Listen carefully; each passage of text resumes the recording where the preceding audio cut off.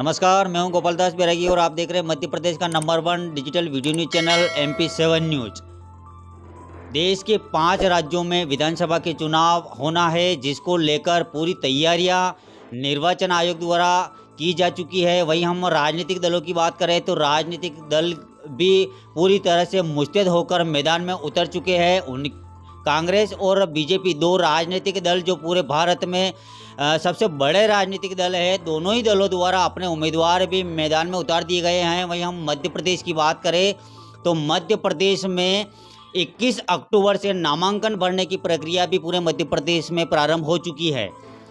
वहीं हम मध्य प्रदेश के नीमच मंदसौर जिले की बात करें तो मंदसौर जिले की जो मलारगढ़ विधानसभा क्षेत्र है, जहां पर भारतीय जनता पार्टी के द्वारा विगत वर्षों में जो जगदीश देवड़ा जो वर्तमान में वित्त मंत्री रहे मध्य प्रदेश शासन में, उनको अपना उम्मीदवार उतारा गया है।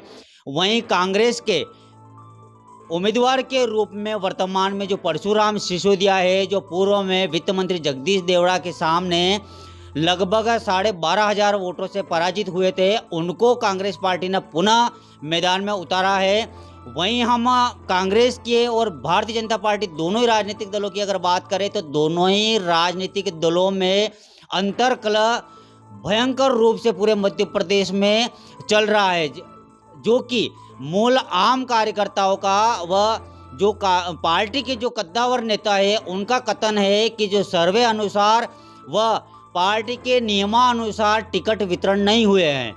वहीं हम बात करें तो परशुराम सिसोदिया जो मलारगढ़ विधानसभा क्षेत्र के अभी वर्तमान में जो उम्मीदवार है, इससे पूर्व में जो श्यामलाल जोगचंद है, जो पूर्व में 2 बार विधानसभा के चुनाव लड़ चुके हैं। वहीं जो वर्तमान में जो वित्त मंत्री है बीजेपी के जगदीश देवड़ा, उनके सामने 2 बार परास्त हो चुके हैं। इसी संदर्भ में हम बात करें कि नए परिप्रेक्ष्य में एक नए उम्मीदवार जो उभर कर सामने आए थे, जिनका नाम भी कांग्रेस पार्टी के द्वारा पैनल में रखा गया था, अशोक खींची। अशोक खींची बचपन से ही कांग्रेस पार्टी के एक सच्चे व ईमानदार कार्यकर्ता रहे हैं, जो इस बार टिकट की दौड़ में थे, जिनको कई बार कांग्रेस पार्टी के जो वरिष्ठ नेता है उनके द्वारा उन्हें भोपाल और दिल्ली तक उनको तलब किया गया था। इसी संदर्भ में हम वर्तमान परिप्रेक्ष्य में जो भारतीय जनता पार्टी व कांग्रेस पार्टी दोनों ही दल के भीतर में जो चल रहा है, आने वाले समय में मध्य प्रदेश में किसकी सरकार बनेगी, इस संदर्भ में हम बात करेंगे। हमारे साथ जुड़े हैं अशोक खींची, जो कि वर्तमान में मलारगढ़ में कांग्रेस पार्टी के उम्मीदवार के रूप में वो पूरा भरकस प्रयास कर रहे थे, लेकिन किन कारणों से वो वंचित रहे, आइए हम उन्हीं से जानते हैं। सबसे पहले तो अशोक खींची जी, आपका MP7 न्यूज चैनल परिवार में हार्दिक अभिनंदन, स्वागत है। धन्यवाद आदरणीय बैरागी जी। आप के चैनल के माध्यम से ये मैं संसदीय क्षेत्र के और हाईकमान के हमारे जो वरिष्ठ नेता है उन तक हम जो मलारगढ़ विधानसभा क्षेत्र के कांग्रेस कार्यकर्ता और मतदाताओं की भावनाओं को पहुंचाना चाहता हूं, और समय समय पे आपके चैनल के माध्यम से पूरी निष्पक्षता और ईमानदारी के साथ संसदीय क्षेत्र की घटनाएं, दुर्घटनाएं, समस्याओं के बारे में आप उठाते हैं, इसके लिए आप साधुवाद पात्र हैं। हम बात कर रहे हैं पूरे मंदसौर नीमच संसदीय क्षेत्र की। निश्चित तौर पर 2018 का जो पहले विधानसभा चुनाव हुआ, हम सब चाहते थे और पार्टी हाईकमान भी कहती थी कि हम निष्पक्ष ईमानदारी से सर्वे के माध्यम से कांग्रेस पार्टी में जिस क्षेत्र में जो कार्यकर्ता नेता काम कर रहा है उसी को हम उस विधानसभा में चुनाव में लड़ने का मौका देंगे। 2018 में भी आदरणीय कमलनाथ जी प्रदेश कांग्रेस कमेटी के अध्यक्ष थे, उनके नेतृत्व में चुनाव हुआ और निश्चित तौर पे चुनाव जीते भी सही। परंतु पिछला संसदीय क्षेत्र के जो टिकट वितरण हुआ उसमें भी कहीं ना कहीं हाईकमान, क्योंकि हम पिछली बार के तो हम मान लिए, पर इस बार वापस वो गड़बड़ी हुई है, इसलिए हम हाईकमान पे कार्यकर्ता और हम प्रश्न चिन्ह इसलिए खड़ा कर रहे हैं कि जो पिछली बार गलती हुई है उसको वापस दोहराया गया है। जो लोग कौन से ज़िले में रहता है, कौन सी विधानसभा में रह रहा है, कहाँ पे लड़ा दिया है, और वो जीते हुए जब हमारे 2017 में किसान अन्नदाता हमारे वाजिब फसलों के दाम की मांग को लेकर कड़ी धूप और दिन रात बरसात में काम करने वाला किसान अन्नदाता 2017 में किसान आंदोलन किया था पिपलिया मंडी में, और उस आंदोलन के माध्यम से जो क्रांति आई और भाजपा शिवराज की सरकार ने उन किसान अन्नदाताओं के सीने पे गोलियां मारी और हमारे 6 किसान अन्नदाता वहाँ पर शहीद हुए और राहुल गांधी जी पिपलिया मंडी आए, लगभग 5 लाख लोग पूरे इकट्ठे हुए और वहाँ पर मध्य प्रदेश में सत्ता परिवर्तन की बात कही। उस किसान आंदोलन और पिपलिया मंडी मंदसौर जिलों की ये खासियत ये रही है, उनका जो नेतृत्व रहा, उनका योगदान बलिदान है उस क्षेत्र के लोगों का, उसकी वजह से मध्य प्रदेश, छत्तीसगढ़ और राजस्थान में कांग्रेस की सरकार बनी। फिर ज्योतिरादित्य सिंधिया ने गद्दारी कर ली, कई कांग्रेस के एमएलए कांग्रेस छोड़ के बीजेपी में चले गए पैसे लेकर, परंतु हमारे जो लोग हैं, जो निष्ठा ईमानदारी से काम करने वाला कार्यकर्ता है, जो हमारे मल्हारगढ़ विधानसभा का, मैंने मेरे जीवन में से मल्हारगढ़ विधानसभा क्षेत्र के कार्यकर्ता सरीके बड़े नेता मतदाता कहीं नहीं देखे हैं। पूरा निष्ठा और ईमानदारी के हर धरना रैली आंदोलन कार्यक्रम में स्वयं के पैसे से, स्वयं के खर्चे चल के वो मंदसौर आंदोलन में आते हैं, मल्हारगढ़ आते हैं, भोपाल आते हैं, दिल्ली आते हैं। परंतु कहीं ना कहीं जो हमारे वहाँ जो आपने बताया है कि 2008 में परिसीमन में हमारी मल्हारगढ़ विधानसभा आरक्षित हुई। 2008 में कांग्रेस पार्टी ने आदरणीय हमारे शामलाल जोगचंद जी को चुनाव लड़ने का मौका दिया। वो 3,500 वोट से चुनाव जगदीश देवड़ा के सामने हारे।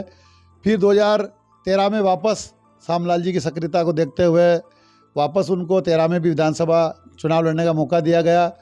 दूसरा चुनाव भी वो देवड़ा जी के सामने 6,500 वोट से चुनाव हारे। फिर ज्योतिरादित्य सिंधिया गद्दार के समर्थक परशुराम सिसोदिया ने 2018 में प्रयास किया और सिंधिया ने परशुराम सिसोदिया को टिकट दिलाया और नामांकन भी भरने आए और नारायणगढ़ और गुजरबडिया में बड़ी आम सभा करने हेलीकॉप्टर से आए और सिंधिया द्वारा अपील की गई, गांव-गांव घर-घर जाके लोगों को कहा गया। उसके बाद भी वहाँ किसान आंदोलन का असर था, बीजेपी के खिलाफ माहौल था। उसके बाद भी ज्योतिरादित्य सिंधिया के आने के बाद भी परशुराम सिसोदिया वहाँ चुनाव 12,000 से ऊपर से चुनाव हारे। उसके बाद जब जिस सिंधिया ने गद्दारी करी उसके समर्थक आदमी, उसको हम देखते हैं कि अभी जो वापस टिकट की दौड़ चली, हम लोग, मैं माली बली समाज से आता हूँ, मैं छात्र राजनीति से NSU में रहा, नगर अध्यक्ष रहा, जिला अध्यक्ष रहा, प्रदेश सचिव रहा, छात्र संघ का अध्यक्ष रहा, कॉलेज में अध्यक्ष रहा, जिला पंचायत सदस्य रहा, 2005 से 10 में उस क्षेत्र में काम किया। लोकसभा युवक कांग्रेस का महासचिव रहा मैं संसदीय क्षेत्र का। अभी वर्तमान में मैं मंदसौर जिला कांग्रेस कमेटी का महामंत्री हूँ। मेरी मिसेस जिला पंचायत चुनाव लड़ी है, महिला कांग्रेस की भी वो महामंत्री है, पूर्व ब्लॉक अध्यक्ष भी रही महिला कांग्रेस की मल्हारगढ़ की।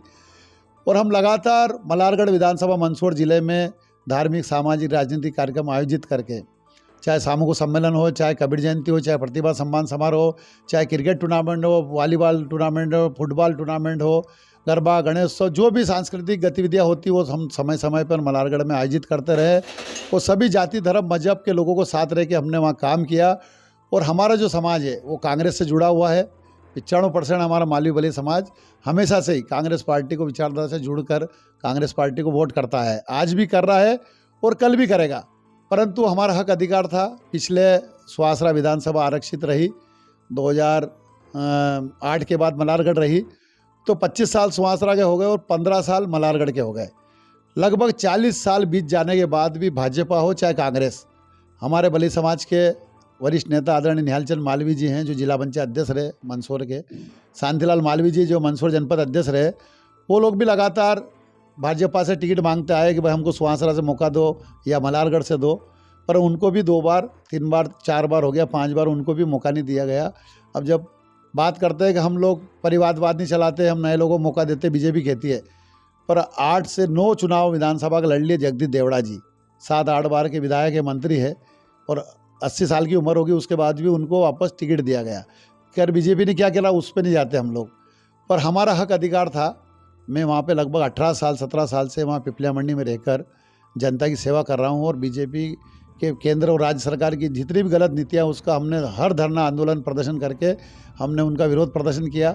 परंतु कहीं ना कहीं लगता है कि अभी मेरे को दिल्ली और भोपाल से बुलावा आया था, आदरणीय हमारे नेता आदरणीय कमलनाथ जी, दिग्विजय सिंह जी ने और मीनाक्षी नटराजन जी और जीतू पटवारी जी ने मुझे पूरा भरोसा दिलाया था और कहा था कि आपकी काम और योग्यता के आधार पर, और आपने लगातार 2008 से लगाकर 18 में कांग्रेस पार्टी का कोई भी कैंडिडेट रहा मल्हारगढ़ से, पर अशोक खींचे ने हमेशा और अशोक खींचे की समाज ने हमेशा कांग्रेस पार्टी के पक्ष में काम किया, उनका चुनाव जिताने के लिए प्रयास किया है।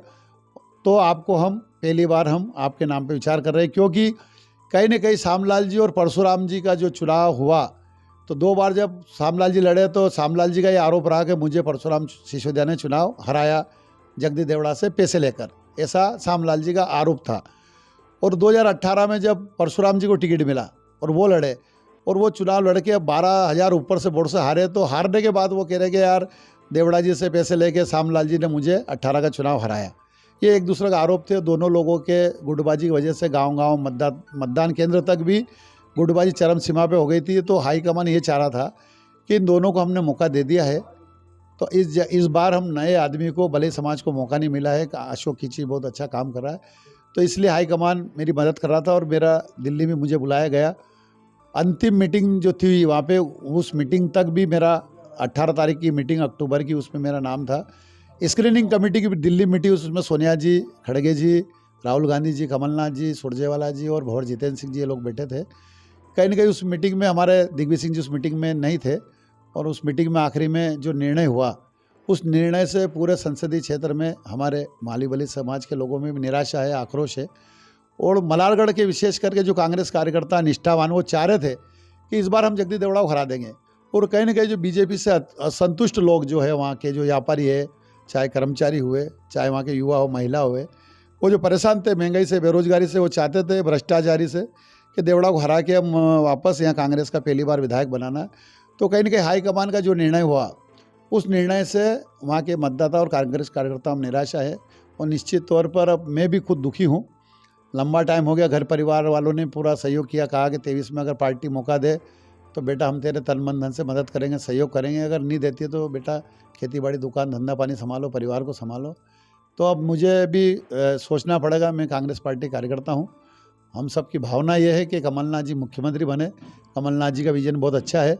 पिछले 1.5 साल के कार्यकाल में उनने हमारे दिव्यांग भाइयों के लिए काम किया, वृद्धा जो पेंशन है उसमें काम किया, महिलाओं के पेंशन के लिए काम किया, गौशालाएँ बनाई, हमारे यहाँ किसान अन्नदाताओं को कर्जा माफ़ किया। हमारे यहाँ भी हमारे पेंशन मिलना चाहिए कर्मचारियों को, रिटायर्ड होना, उसके देने की बात करी। आदरणीय प्रियंका जी ने भी कहा हम 5वीं, 8वीं, 10वीं, 12वीं के जो बच्चे हैं उनको हम प्रति महीना 500, 1000 और 1500 रुपये देंगे। नारी सम्मान की कमलनाथ जी बात कर रहे हैं। किसानों को सिंचाई के लिए बिजली फ्री दे रहे हैं। ये सारी बहुत अच्छी योजना है और हम चाहते हैं कमलनाथ जी मुख्यमंत्री बने। परंतु निश्चित तौर से हाईकमान के इस निर्णय से लग रहा है कि मलारगढ़ में कांग्रेस का उम्मीदवार जीतना थोड़ा मुश्किल लग रहा है, क्योंकि वहाँ श्यामलाल जी को आज सुना हमने कि वो भी आज नामांकन पेश कर रहे हैं। 2 बार टिकट मिलने के बाद भी वो नाराज़ है। और हमने देखा परसों के दिन वो टीवी पे जिस प्रकार से अपनी पीड़ा सुनाते हुए रोने लग गए। जिनको 2 बार पार्टी ने टिकट दिया, वो तीसरी बार मांग रहे थे, नहीं मिला तो वो रो रहे। और दूसरी तरफ हमने कल बड़वन के कांग्रेस कार्यकर्ता सम्मेलन में देखा है कि परशुराम जी पिछली बार 12,000 से हारे, इस बार फिर पार्टी ने उनको टिकट दे दिया है। 2 बार वो भी लड़ रहे हैं, उनको 2 बार लड़ रहे हैं, उसके बावजूद भी वो भी कार्यकर्ता सामने रो रहे हैं। तो मेरा समझ में नहीं आ रहा, रोना तो मुझे चाहिए, दुखी मेरे को होना चाहिए, परेशान मेरे को होना चाहिए। अब जिसको 2-2 बार टिकट मिल गए, वो 2 ही वहाँ के नेता रो रहे हैं। तो समझ में नहीं आ रहा कि ये कांग्रेस पार्टी के लिए काम कर रहे थे कि अपने खुद के स्वयं के वर्चस्व के लिए, या अपनी राजनीति चमकाने के लिए, अपने घर परिवार को सक्षम करने के लिए लड़ रहे। मेरा जो विजन था, वचन पत्र कमलनाथ जी का अपनी जगह बहुत अच्छा है, पर अगर कांग्रेस पार्टी मुझे मौका देती इस बार चुनाव लड़ने का, तो मैं पैतृक गाँव जो मेरा कोकड़ेश्वर है, वहाँ जब पूर्व मुख्यमंत्री आदरणीय सुंदरलाल पटवा जी हमारे गाँव के रहे हैं, आदरणीय दादा बाल के बैरागी जी देश के बहुत बड़े नेता रहे। मैं इस विधानसभा से आता हूँ। तो हम ये चाहते थे, हमारे कोकड़ेश्वर मनासा के और मलारगढ़ मंदसौर ज़िले के लोग चाहते थे कि जिस प्रकार से निष्ठा, ईमानदारी के साथ, ईमानदारी, सादगी से मैं जीवन जीते हुए मैं कांग्रेस पार्टी का काम करता आया, हर धार्मिक सामाजिक कार्यक्रमों में लोगों का काम करता आया। तो सबकी भावना थी कि मुझे उम्मीदवार बनाए और अशोक खींची को हम चुनाव जिताएंगे। तो मेरा व्यक्तिगत रूप से अलग से घोषणा पत्र, वचन पत्र था, अगर कांग्रेस पार्टी मुझे मौका देती, तो जो कांग्रेस पार्टी जो मौका देती और उसका जो विधायक बनने के बाद जो वेतन पेंशन मिलती है, जो भी महीने का जो मिलता है, तो मेरा ये था कि वो पैसा मैं नहीं लूँगा। वो पैसा 50% पैसा जो ब्लॉक कांग्रेस और नगर कांग्रेस कमेटियाँ हैं, उनके माध्यम से हर महीने 50% पैसा, वो राशि उनके खाते में जाएगी और वो लोग धरना, रैली, आंदोलन, सम्मेलन, कार्यकर्ताओं की मदद करेंगे। और जो हमारे ब्लॉक में 3 ब्लॉक कांग्रेस कमेटियाँ हैं, मलारगढ़, संजीत और धनवड़ का, तो तीनों ब्लॉक कांग्रेस के मुख्यालय पे हम जमीन निजी पैसे से, या मेरी विधायक की जो राशि है उससे हम निजी ज़मीन खरीदते, और वहाँ पे हमें 1 साल के अंदर अंदर हमारा कांग्रेस कार्यालय भवन बनाने का था, क्योंकि हमको हर बार इधर उधर भटकना पड़ता, हमने बैठने की जगह नहीं है। 18 साल से बीजेपी सरकार है। आज हमारे पास मंडी नहीं है, नगर परिषद नहीं है, जिला पंचायत नहीं, जनपद नहीं है, विधायक नहीं है, सांसद नहीं, हमारा आज कोई धनी धोरी नहीं है, और हमारे कांग्रेस कार्यकर्ताओं के बैठने की जगह नहीं रही। ये मेरा विजन था। और मलारगढ़, पिपलिया मंडी और नारायणगढ़, पिपलिया मंडी में खुद रहता हूँ, 17 साल से मैंने 2 प्लाट ले रखे हैं वहाँ पे काचरे रोड पे। तो मेरी इच्छा थी कि अगर कांग्रेस मुझे मौका देगी तो एक प्लाट पे मैं कांग्रेस कार्यालय का भवन, एक हॉल, एक कमरा, लेटरिन बाथरूम, किचन बनाकर नगर कांग्रेस कमेटी पिपलिया मंडी को भेंट करना चाहता था। नारायणगढ़ में भी मेरे नाना जी रहते थे, मोहनलाल परियार, कांग्रेस के बहुत वरिष्ठ ईमानदार बड़े नेता रहे। उनका मकान है खाली पड़ा, मैंने मेरे मामा से बात करी कि यहाँ कोई नहीं रह रहा है, तो नारायणगढ़ में भी मैं कांग्रेस कार्यालय बनाता।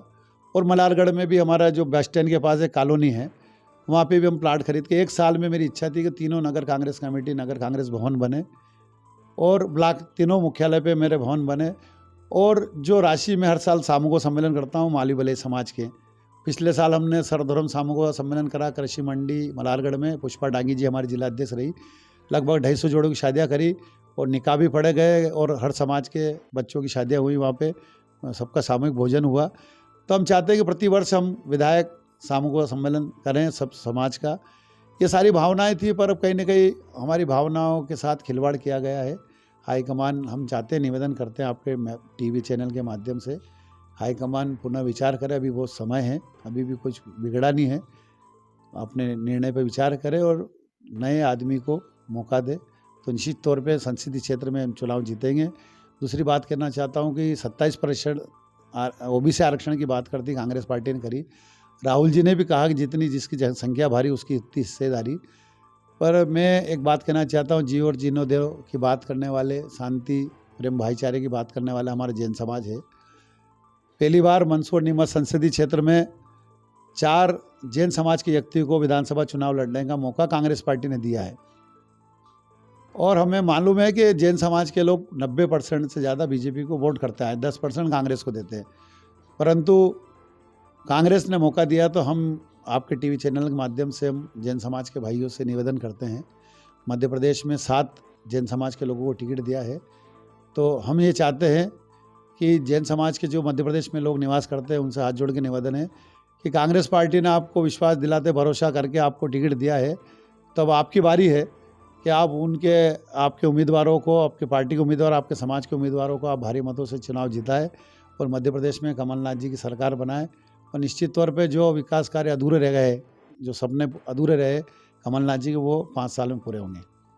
हम बात करें कि मध्य प्रदेश में जो प्रदेश अध्यक्ष है कमलनाथ, वहीं जो कांग्रेस के जो वरिष्ठ नेता जिनके सानिध्य में पूरा कांग्रेस संगठन चलता है, राहुल गांधी, इन दोनों के जो सर्वे हुए हैं, उन सर्वे को आप क्या मानते हैं कि उन सर्वे की अकॉर्डिंग में टिकट वितरण हुए?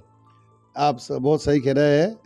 हम खुद भी जब भी कमलनाथ जी से मिलने गए भोपाल और दिल्ली, और मीनाक्षी जी से मिला मैं, जीतू पटवारी जी से मिला, आदरणीय दिग्विजय सिंह जी से मिले हम लोग, और सुरजेवाला जी, सब लोग जितने बड़े नेता है हमारे प्रभारी, अर्चना जायसवाल जी, तो जब भी गए तो वो सब एक ही बात करते थे कि आप सर्वे के माध्यम से टिकट देंगे, सर्वे हो रहा, सर्वे चल रहा है और उसी के माध्यम से टिकट देंगे। तो हमने कहा यार सर्वे अपनी जगह है, हम वर्षों से काम कर रहे हैं, आप तो आपकी निगाह से देखो, आकलन करो कि जीतने वाला कौन है, कौन जीत सकता है, कौन हार सकता है, कौन टिका हुआ है, कौन बिका हुआ है। तो ये सब चीज़ कहते रहे, पर उनने किसी ने मानी नहीं। और उनने कहा था कि हम लगभग 2 महीने पहले, जहाँ लगातार 3 बार 4 बार सीटें जो हारी, हम 2 महीने पहले कैंडिडेट घोषित कर देंगे। तो कहीं ना कहीं लगता है कि जो बात हाईकमान कहता है वो गलत है। ना तो 2 महीने पहले टिकट घोषित कर पाए कांग्रेस पार्टी, और ना ही जब टिकट घोषणा हुई। अब देखिए कि अब हम बात अपने संसदीय क्षेत्र की करें, प्रदेश की भी कर सकते हैं। समंदर पटेल जी हैं, निर्दलीय लड़े, बागी लड़े चुनाव, गद्दार ज्योतिराज सिंधिया के साथ बीजेपी में चले गए, अभी 2 महीने पहले कांग्रेस में आ गए और आज कांग्रेस ने टिकट दे दिया। ऐसे ही कई उदाहरण हैं ऐसे। अब कहाँ सर्वे फिट हो रहा है, सर्वे कहाँ गया, मतलब सर्वे का कोई आधार नज़र नहीं आता है। और मतलब किस प्रकार से टिकट बांटे, मतलब बहुत अच्छा माहौल था जब टिकट डिक्लेयर नहीं हुए। फर्स्ट सूची जो जारी हुई थी 144 लोगों की नवरात्रि के दिन, उसमें बहुत अच्छा था और अच्छा रिस्पॉन्स मिला, कहीं कोई बगावत नहीं आई। और जो अंतिम सूची जारी हुई, इसमें कहीं ना कहीं सर्वे की बातें जरूर की गई, पर सर्वे के आधार पे काम नहीं किया गया। आप देखें कि यार 80 साल के बीमार, जो बोल नहीं सकते, चल नहीं सकते, ऐसे व्यक्ति को भी अपने संसदीय क्षेत्र में टिकट दिया है। तो कहीं ना कहीं नाराज़गी है। हम चाहते थे कि नए युवाओं को मौका देना था। युवाओं को मौका देने की आदरणीय राहुल गांधी जी ने उदयपुर में बात करी, आदरणीय राहुल गांधी जी ने बेंगलोर में बात करी, हमारे छत्तीसगढ़ रावलपुर में अधिवेशन में वहाँ बात करी। पर मेरे को लगा कहीं ना कहीं राहुल जी की बात को भी तवज्जो नहीं दी गई। हमारे संसदीय क्षेत्र में कई ऐसे युवा है पूरे 8 विधानसभा में जो टिकट मांग रहे थे, टिकट की दौड़ में थे और काम कर रहे थे। कोई जिला पंचायत सदस्य, कोई जनपद सदस्य, कोई सरपंच है, कोई पार्षद रहा, कोई संगठन में काम, यूथ कांग्रेस में काम करता है, पर उनको कहीं ना कहीं नज़रअंदाज किया गया। तो उसकी कहीं ना कहीं नाराज़गी नज़र आ रही है। और अगर पार्टी हाईकमान नामांकन दाखिल करने से लगाकर बी फार्म पेश करने से लगाकर इस बीच में अगर हाईकमान कोई निर्णय ले और बाकी जो लोग टिकट की दौड़ में थे उनको अगर तवज्जो दे, सम्मान दे, उनसे बात करे और उनको भी कहे कि सरकार आने पे आपके सम्मान में कोई कमी नहीं रखी जाएगी, आपको भी बराबरी से हक अधिकार दिया जाएगा, तो निश्चित तौर पर चुनाव हम यहाँ 8 में से 4 सीटें जीत सकते हैं। परंतु अगर निर्णय चेंज नहीं किया या हाईकमान ने किसी कैंडिडेट से, जो बाकी लोग थे जो छूट गए, उनसे बात नहीं करी, तो निश्चित तौर पे मात्र 1 या 2 सीट कांग्रेस यहाँ से जीतेगी। हम कितना ही प्रयास कर ले जाए, कमलनाथ जी, दिग्विजय सिंह जी घर घर आके प्रचार करें ना, तो भी हाईकमान के निर्णय से अभी जो निर्णय हुआ उससे नाराज़गी है। साथ ही हम बात करें कि जो नीमच, अगर हम नीमच और मंदसौर ज़िले की हम बात करें तो नीमच मंदसौर ज़िले में जो टिकट वितरण हुआ है उसके बाद में 80% यहाँ के मतदाताओं में और कार्यकर्ताओं में जो टिकट वितरण हुआ है उनका विरोध जताया जा रहा है। साथ ही हम बात करें कि सोशल मीडिया के माध्यम से या सार्वजनिक रूप से जो कांग्रेस के उम्मीदवार जो जता रहे थे वो मैदान में अपना नामांकन भर रहे हैं और चुनाव लड़ रहे हैं। चाहे हम जावद की बात करें, मलारगढ़ की बात करें या मनासा विधानसभा क्षेत्र की बात करें, तो ऐसे में मध्य प्रदेश में कांग्रेस की सरकार कैसे बन रही है? और आपने बहुत सही कहा है। निश्चित तौर पे हमको भी डर लग रहा है। मतलब पहली बार ऐसा था मध्य प्रदेश में माहौल, कर्मचारी, चाहे शिक्षा विभाग का हो, चाहे स्वास्थ्य विभाग का, चाहे विद्युत विभाग का हो, चाहे पटवारी हो, आंगनवाड़ी हो, आशा कार्यकर्ता हो, पंचायत सचिव हो, डॉक्टर हो, हर प्रकार का, पुलिस विभाग का कर्मचारी, हर विभाग का कर्मचारी 18 साल की शिवराज सरकार, बीजेपी सरकार में परेशान और प्रताड़ित हो चुका था, दुखी हो चुका था। हमारे यहाँ के युवा जो है उनके माँ बाप बहुत मेहनत करके उनको कोटा, बेंगलोर, इंदौर, भोपाल पढ़ा रहे थे, महंगी महंगी पढ़ाई करी। इतना पढ़ने के बाद भी वो लड़का ना तो उसकी परीक्षा का रिजल्ट आ रहा तो नौकरी लग रही है, एग्ज़ाम दिला दिए, तो वो भी दुखी था। तो युवा भी चाहता है कि सरकार चेंज हो, कर्मचारी भी चाहता है कि सरकार चेंज हो, और किसान अन्नदाता जो हमारी मेहनत करता, हमारे यहाँ आपको मालूम है कि संसदीय क्षेत्र में बहुत ज़्यादा पानी गिरा तो उससे आधी फसलें ख़राब हो गई।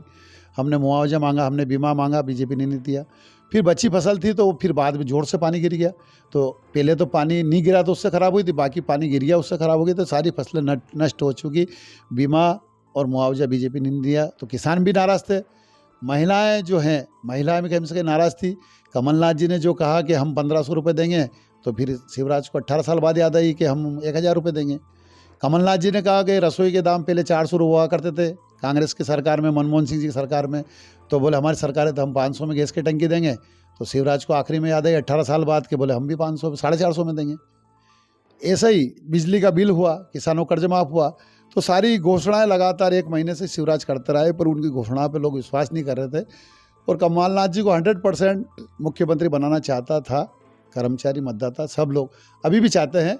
परंतु कहीं ना कहीं जो सीटें 155-50 आने वाली थी उसमें कहीं ना कहीं इस प्रकार की जो टिकट वितरण किया है, निश्चित तौर पे वो ग्राफ कमज़ोर होगा। कई ऐसे में देखूँ कि हमारी निवाड़ी हो विधानसभा, हमारी महू की विधानसभा है, हमारी खातेगांव की विधानसभा है, हमारी अभी जावद की विधानसभा ले लो, ऐसी कई विधानसभा ऐसी है जो लोग बीजेपी में थे कल तक, वो 15 दिन 1 महीने में कांग्रेस में आए और उनको टिकट दे दिया।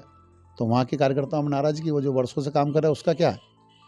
साथ ही हम बात करें कि मध्य प्रदेश में जो टिकट वितरण जो हुए अभी कांग्रेस पार्टी द्वारा, टिकट वितरण से पूर्व तक आम जन का जो विचार था, उनका जो निर्णय था कि वो था कि एक लहर बनी हुई थी कि इस बार कैसे भी करके हमको मध्य प्रदेश में कांग्रेस की सरकार बनाना है।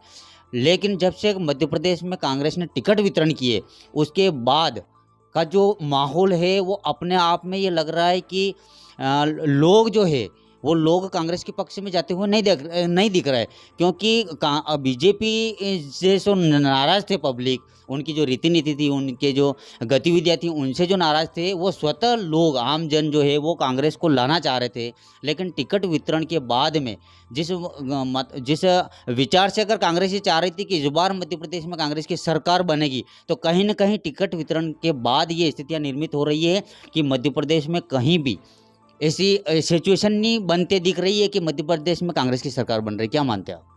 नहीं, आप सही कह रहे हैं, बिल्कुल इन्हें को वोट कांटे की टक्कर है। इस टिकट वितरण से लास्ट ईयर जो अभी सूची जारी हुई 19 तारीख को रात में 12 बजे, इस सूची से पहले जो 144 जारी हुई थी उसमें तो 100% का ही कोई विवाद आपने आपके टीवी अखबार के माध्यम से नहीं देखा, नहीं लगा। पर निश्चित तौर पे जो अभी वापस जो सूची आई है 19 तारीख रात में, इसमें टिकट वितरण में कहीं ना कहीं 50% ऐसी टिकट वितरण किए गए जिसमें भयंकर कार्यकर्ताओं में, लोगों में, मतदाताओं में नाराज़गी है। और उसी का परिणाम है कि अभी मध्य प्रदेश में कांटे की टक्कर लग रही है। और उससे पहले लग रही थी कि 100% 150 से ऊपर सीटें कांग्रेस जीतेगी। कमलनाथ जी, हम धन्यवाद देना चाहते हैं, हम आभारी हैं कि 80 साल की उम्र में देश का बहुत बड़ा नेता कमलनाथ जी, वो मध्य प्रदेश में सरकार बनाने के लिए उनके खुद के लिए नहीं कर रहे हो, वो यहाँ की जनता के लिए, यहाँ के कांग्रेस कार्यकर्ताओं को जीवित करने के लिए, उनकी मदद करने के लिए, उनके सम्मान, उनको रोजगार देने के लिए वो मध्य प्रदेश में काम कर रहे हैं और रात दिन मेहनत कर रहे हैं। आदरणीय दिग्विजय सिंह जी सरीका इतना बड़ा नेता, राष्ट्रीय नेता, वो 6 महीने तक राहुल गांधी जी के साथ कन्याकुमारी से कश्मीर तक सपरिवार पैदल चले। वो नर्मदा परिक्रमा करी पिछली बार, उनने 3,500 किलोमीटर चले परिवार सहित 6 महीने तक। तो ऐसा आदमी भी आज भी गांव खेड़े घूम रहा है, एक एक ब्लॉक में जाके कार्यकर्ताओं से मीटिंग कर रहे, मिल रहे, बात कर रहे, खाना खा रहे, साथ बैठ के सुन रहे, उनकी पीड़ा को समझ रहे। पर ये जो अभी निर्णय हुआ आखिरी में, अंत में, इस निर्णय में पूर्ण विचार कांग्रेस पार्टी को करना चाहिए, हाईकमान को करना चाहिए। और जहाँ लगे कि जीतने वाले जो आदमी जीत सकता है, अभी लगा इस लास्ट सूची में उसमें तेरा मेरा किया गया, अपना पट्टा कौन है उसको टिकट दिया गया। ये नहीं सोचा कि यार ये जीत सकता है। और हम जो लोग हैं, हम कांग्रेस पार्टी के लोग हैं। आज कमलनाथ जी है, दिग्विजय सिंह जी है, राहुल गांधी है, सोनिया जी है, उससे पहले राजीव जी, इंदिरा जी थे, आज ये है, कल आगे की सीट पे रहेंगे, कहीं भी रहेंगे, पर पार्टी संगठन जिंदा रहेगा। तो हम कांग्रेस पार्टी के साथ हैं, हाथ के पंजे के साथ हैं और जीवन के अंतिम क्षण तक कांग्रेस में रहेंगे। परंतु ये हाईकमान कहीं कहीं गलत निर्णय लेता तो समय समय पे अब हम मजबूरी में हमको विरोध करना पड़ेगा, बताना पड़ेगा कि आपके निर्णय सही नहीं है।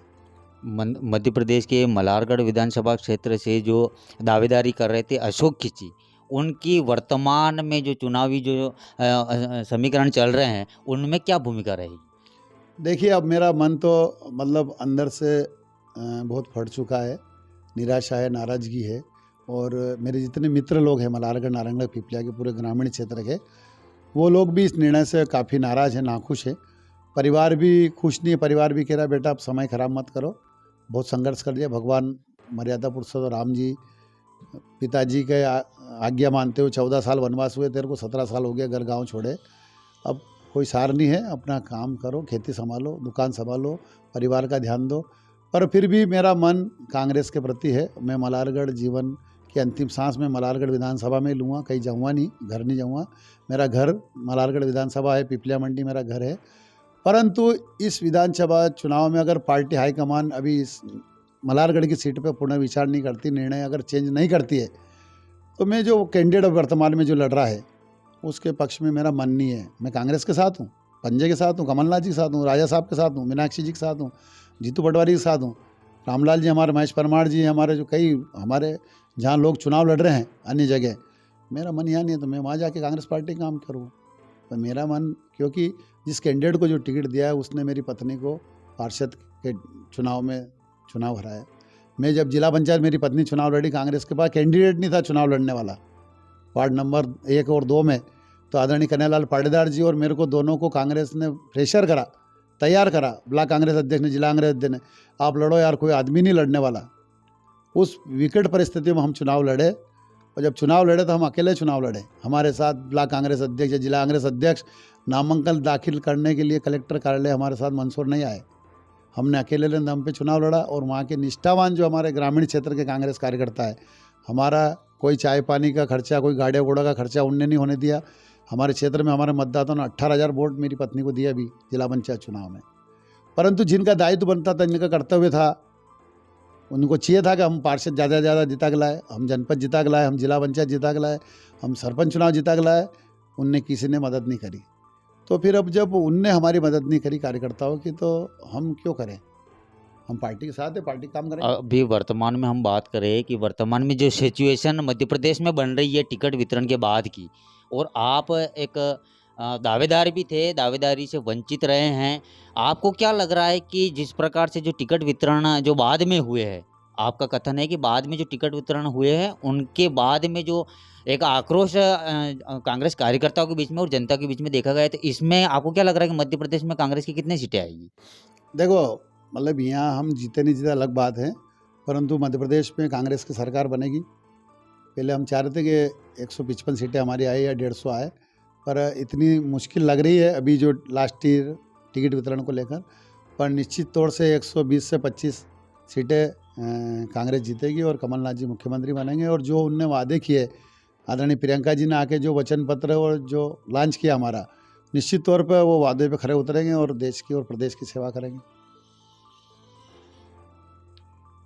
तो देखा आपने कि जो मध्य प्रदेश के मंदसौर जिले की जो मलारगढ़ विधानसभा क्षेत्र है, वहाँ पर एक युवा जो विगत कई वर्षों से कांग्रेस का कर्मठ कार्यकर्ता होकर जन जन के बीच में पहुंचकर कांग्रेस की रीति नीति से अवगत कराता रहा है, और वर्तमान वर्ष 2023 में जो मध्य प्रदेश के विधानसभा के चुनाव होना था, इस चुनाव में उन्होंने अपनी दावेदारी कांग्रेस के उम्मीदवार के रूप में भी दमदारी से रखी थी। लेकिन कहीं ना कहीं कांग्रेस की जो द्वितीय जो सूची जारी हुई है, उसमें बहुत बड़ी त्रुटि कांग्रेस के द्वारा की गई है, जिससे पूरे मध्य प्रदेश में जहां जहां पर जो लास्ट की जो सूची उन्होंने जारी की है, उसके बाद में पूरा विद्रोह कांग्रेस कार्यकर्ताओं के बीच में देखा जा रहा है। वहीं हम बात करें कि वर्तमान में आगामी 30 अक्टूबर तक जो नामांकन भरने की जो प्रक्रिया है, इसके बीच में अभी तक बहुत से जो दावेदार है कांग्रेस के, उनके द्वारा भी तारीखें तय कर दी गई है कि वो बागी के रूप में विधानसभा का चुनाव लड़ेंगे।